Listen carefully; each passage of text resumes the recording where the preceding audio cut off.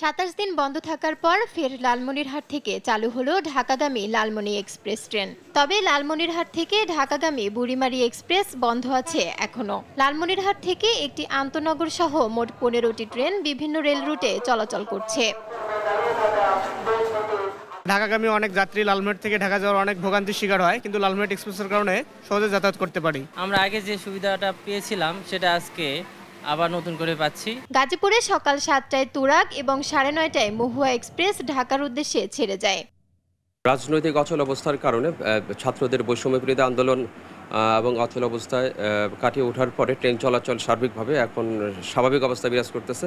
এদিকে পাবনা থেকে উত্তরবঙ্গের সঙ্গে সকল রুটে ট্রেন চলাচল শুরু হওয়ায় খুশি যাত্রীরা। এখান থেকে সান্তাহার যাইতে হলে আপনার ভেঙে ভেঙে যাইতে হয়, কিন্তু ট্রেনে গেলে একদম আমি সরাসরি ওখানে যাইতে পারি। দীর্ঘদিন পর যে ট্রেন আজকে চালু হলো, জনগণের ভিতরে একটা স্বস্তি বিরাজ করছে। জয়পুরহাট থেকে ট্রেন চলাচল শুরু হলেও যাত্রীদের অভিযোগ, চাহিদা অনুযায়ী আসন না পাওয়ায় আসন ছাড়াই টিকিট কেটে চলাচল করছেন তারা।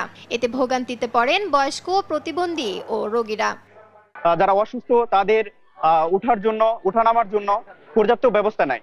আমরা আসনবিহীন টিকিট আমরা পাই, আমরা আসন আমাদের দেওয়া হয় না। সেক্ষেত্রে আমরা অনেক সমস্যা ফেস করি। এখানে কোনো ছাউনি নাই, কোনো অসুস্থ লোক এখানে দাঁড়াতে পারতেছে না। ঢাকা নারায়ণগঞ্জ রেলপথে গত সপ্তাহে যাত্রী কম থাকলেও এখন বেড়েছে। ফারজানা ইসলাম, নিউজ ডেস্ক, দেশ টিভি।